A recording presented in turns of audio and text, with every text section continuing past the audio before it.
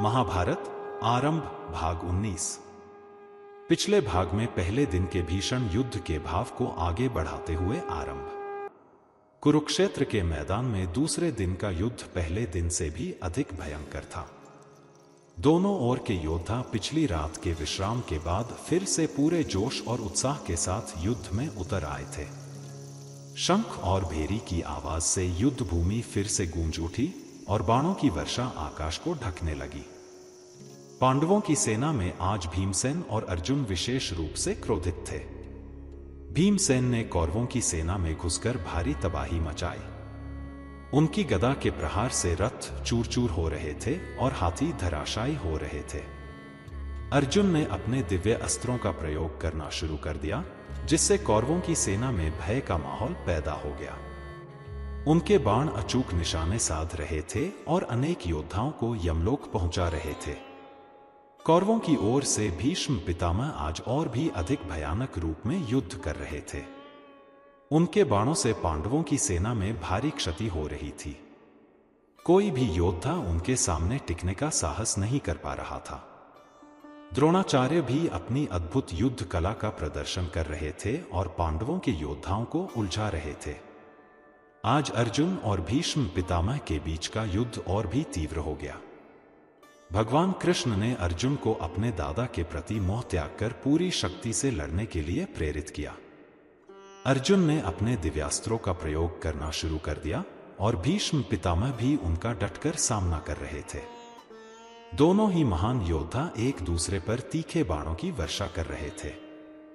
भीमसेन का सामना आज दुर्योधन और उसके कई भाइयों से हुआ।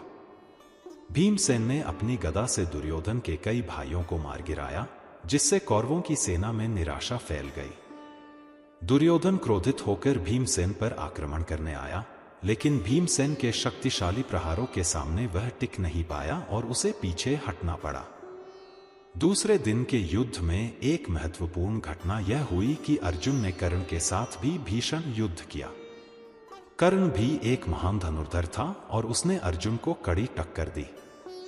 दोनों ही योद्धाओं ने अपने दिव्यास्त्रों का प्रयोग किया और उनके बाण आकाश में टकराते हुए अद्भुत दृश्य बना रहे थे। यह युद्ध बराबरी का रहा और किसी की भी हार जीत नहीं हुई। संध्या होने पर दूसरे दिन का युद्ध भी समाप्त हो गया। दोनों ओर की सेनाएं बुरी तरह से थक चुकी थी। युद्ध के मैदान में मृतकों और घायलों की संख्या और बढ़ गई थी। पांडवों के शिविर में युधिष्ठिर और उनके भाई आज के युद्ध के परिणामों पर विचार कर रहे थे। उन्हें भीष्म पितामह और कर्ण के पराक्रम का अनुभव हो चुका था और वे जानते थे कि उन्हें विजय प्राप्त करने के लिए विशेष रणनीति बनानी होगी। भगवान कृष्ण ने पांडवों को ढाढ़स बंधाया और उन्हें कल के युद्ध के लिए नई योजनाएं बताईं। उन्होंने अर्जुन को भीष्म पितामह को पराजित करने के लिए एक विशेष रणनीति अपनाने के लिए कहा। कौरवों के शिविर में दुर्योधन आज के युद्ध के परिणामों से चिंतित था। भीमसेन और अर्जुन के पराक्रम ने उसकी सेना को भारी नुकसान पहुंचाया था। फिर भी उसे भीष्म पितामह और अपने अन्य योद्धाओं की शक्ति पर पूरा भरोसा था। महाभारत के महायुद्ध का दूसरा दिन पहले दिन से भी अधिक विनाशकारी रहा। दोनों पक्षों के योद्धाओं ने अपनी जान की परवाह किए बिना युद्ध किया। युद्ध का रुख अभी भी अनिश्चित था, लेकिन पांडव अपनी विजय के लिए दृढ़ संकल्पित थे। युद्ध का तीसरा दिन और भी महत्वपूर्ण होने वाला था। पांडव भीष्म पितामह को पराजित करने के लिए क्या रणनीति अपनाएंगे? कौरव पांडवों के आक्रमण का कैसे सामना करेंगे? जानने के लिए हमारे साथ बने रहें। भाग 19 समाप्त। महाभारत आरंभ भाग 20।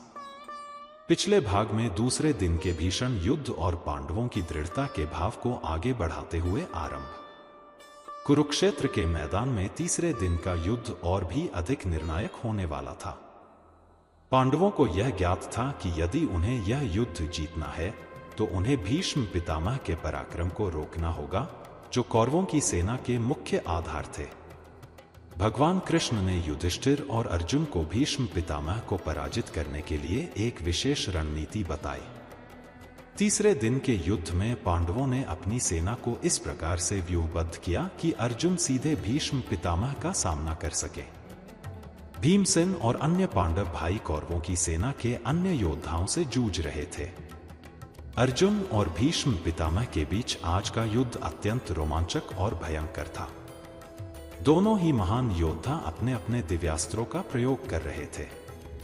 अर्जुन के बाण भीष्म पितामह के कवच को भेदने में कठिनाई महसूस कर रहे थे, क्योंकि भीष्म पितामह के पास अनेक दिव्य वरदान थे। भगवान कृष्ण ने अर्जुन को प्रेरित करते हुए कहा कि उन्हें अपने व्यक्तिगत संबंधों को भुलाकर एक योद्धा के रूप में अपना कर्तव्य निभाना चाहिए। कृष्ण की प्रेरणा से अर्जुन ने और भी अधिक तीव्रता से बाण चलाना शुरू कर दिया। इसी बीच भीमसेन कौरवों की सेना पर कहर बरपा रहे थे। उन्होंने दुर्योधन के कई और भाइयों को मार गिराया, जिससे कौरवों की सेना में भय और निराशा फैल गई। दुर्योधन क्रोधित होकर बार बार भीमसेन पर आक्रमण करने का प्रयास कर रहा था, लेकिन भीमसेन के शक्तिशाली प्रहारों के सामने वह टिक नहीं पा रहा था। तीसरे दिन के युद्ध में एक महत्वपूर्ण घटना यह हुई कि अर्जुन ने शिखंडी को भीष्म पितामह के सामने कर दिया। शिखंडी पूर्व जन्म में एक स्त्री थे और भीष्म पितामह ने उनसे युद्ध न करने की प्रतिज्ञा ली थी। अर्जुन ने इस बात का लाभ उठाया और शिखंडी की आड़ में भीष्म पितामह पर बाणों की वर्षा शुरू कर दी। भीष्म पितामह जानते थे कि शिखंडी पर बाण चलाना उनकी प्रतिज्ञा के विरुद्ध है, इसलिए उन्होंने अपना धनुष त्याग दिया और अर्जुन के बाणों को सहने लगे। अर्जुन के तीखे बाण भीष्म पितामह के शरीर को भेदने लगे और वे बुरी तरह से घायल हो गए। भीष्म पितामह के घायल होने से पांडवों की सेना में खुशी की लहर दौड़ गई, जबकि कौरवों की सेना में शोक और निराशा छा गई। भीष्म पितामह को रथ से नीचे गिरा दिया गया, लेकिन वे अभी भी जीवित थे और उन्होंने अपने शरीर को बाणों की शैया पर टिका दिया। संध्या होने पर तीसरे दिन का युद्ध समाप्त हुआ। पांडवों ने एक महत्वपूर्ण सफलता प्राप्त की थी, क्योंकि उन्होंने भीष्म पितामह को युद्ध से हटाने में सफलता प्राप्त कर ली थी। अब कौरवों की सेना का मनोबल कमजोर पड़ गया था। युधिष्ठिर और उनके भाई भगवान कृष्ण के साथ मिलकर भीष्म पितामह की स्थिति पर विचार कर रहे थे। वे जानते थे कि भीष्म पितामह अभी भी जीवित हैं और अपनी इच्छा से ही अपने प्राण त्यागेंगे। कौरवों के शिविर में दुर्योधन और उसके साथी भीष्म पितामह के घायल होने से अत्यंत चिंतित थे। उन्हें अब अपनी हार का डर सताने लगा था। उन्होंने द्रोणाचार्य से सेनापति का पद संभालने का अनुरोध किया। महाभारत के महायुद्ध के तीसरे दिन पांडवों ने एक महत्वपूर्ण मोड़ लिया। भीष्म पितामह के युद्ध से हट जाने से अब युद्ध का रुख बदल गया था। युद्ध का चौथा दिन अब द्रोणाचार्य के नेतृत्व में लड़ा जाएगा। पांडव अब अपनी आगे की रणनीति क्या बनाएंगे? क्या वे कौरवों पर अपनी बढ़त बनाए रख पाएंगे? जानने के लिए हमारे साथ बने रहें। भाग 20 समाप्त।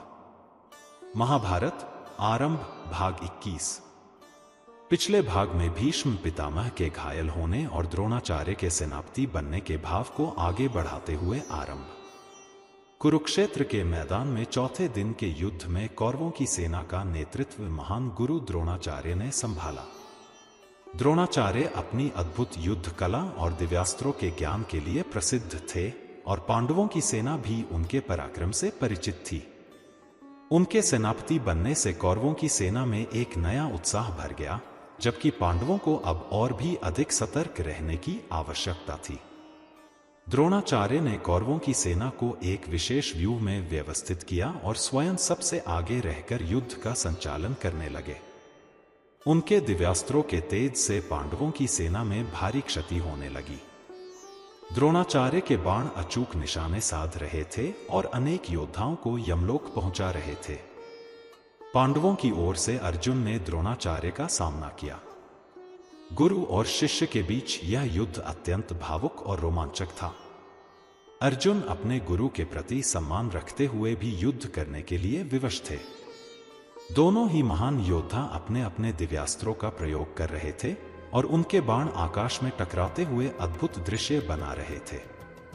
भीमसेन आज भी कौरवों की सेना पर कहर बरपा रहे थे।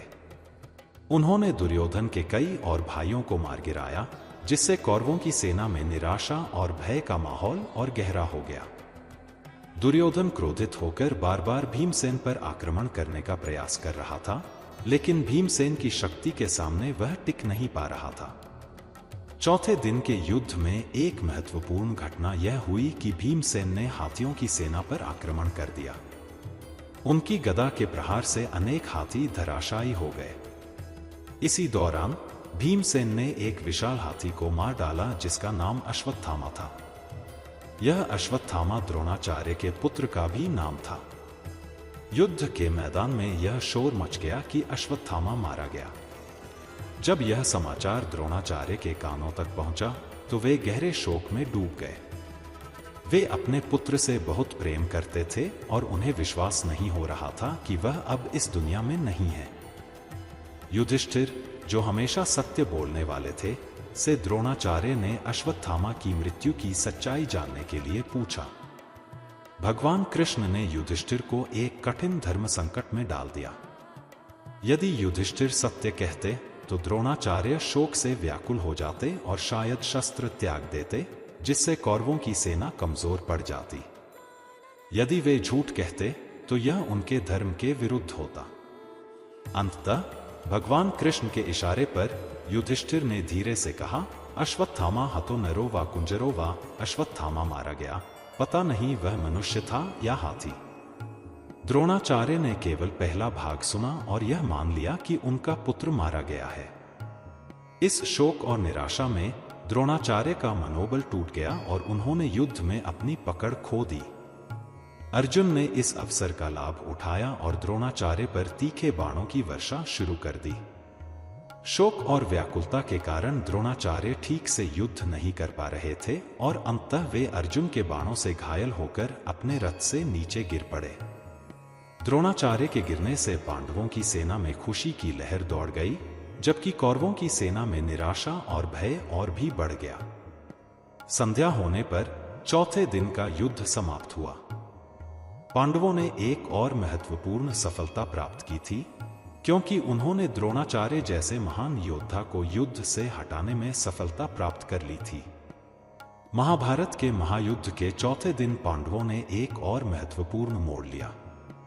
द्रोणाचार्य के युद्ध से हट जाने से अब कौरवों की सेना और भी कमजोर पड़ गई थी। युद्ध का 5वां दिन अब कर्ण के नेतृत्व में लड़ा जाएगा।